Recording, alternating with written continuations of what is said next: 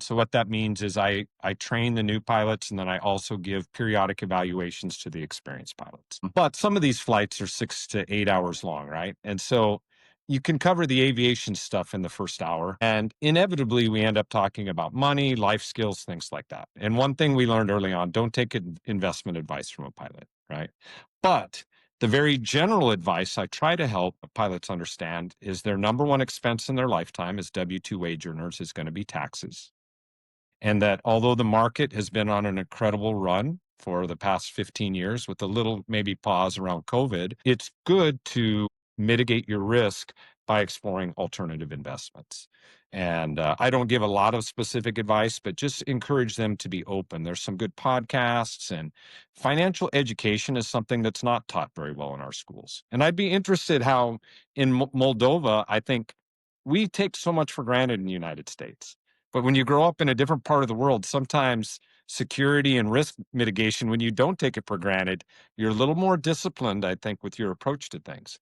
So I try to teach some of these soft kids, if you will, that you need to pay attention to financial education, taxes very specifically, and finding different ways where you can not necessarily hedge, but diversify your portfolio so you're prepared for a long game. Because aviation is pretty well compensated right now. It's a cyclical industry, but we're in that doctor lawyer category where you can make money.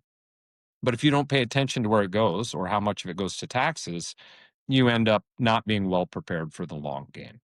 So I don't know if I'm touching on some of the spots, but that's kind of how I give them general advice about investing. Well, you're stimulating thinking, right? You're stimulating thinking, you're stimulating important areas. Obviously, it's not what you make, it's what you keep. Alternative investments versus kind of the Main Street versus Wall Street, and being exposed to things that are not taught in schools. Again, I grew up in Moldova, former USSR, very different world. Over there, you were expected to be, a doctor, engineer, and never worry about finance, and the government essentially owned everything, right? Right. You come over here, even here in schools, you're not, unless you're studying finance, unless you're going into business and finance, you're studying medicine, or you're studying to be a pilot, or you're studying to be an engineer or a computer programmer, or now AI.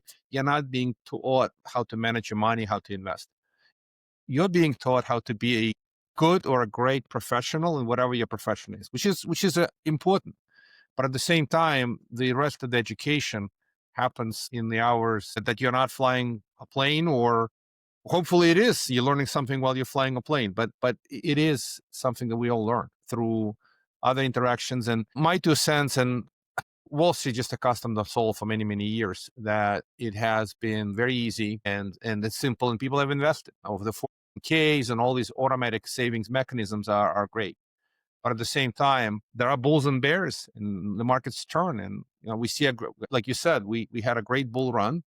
And I have a friend who uses this fancy term, which I strongly believe, called reversion to the mean.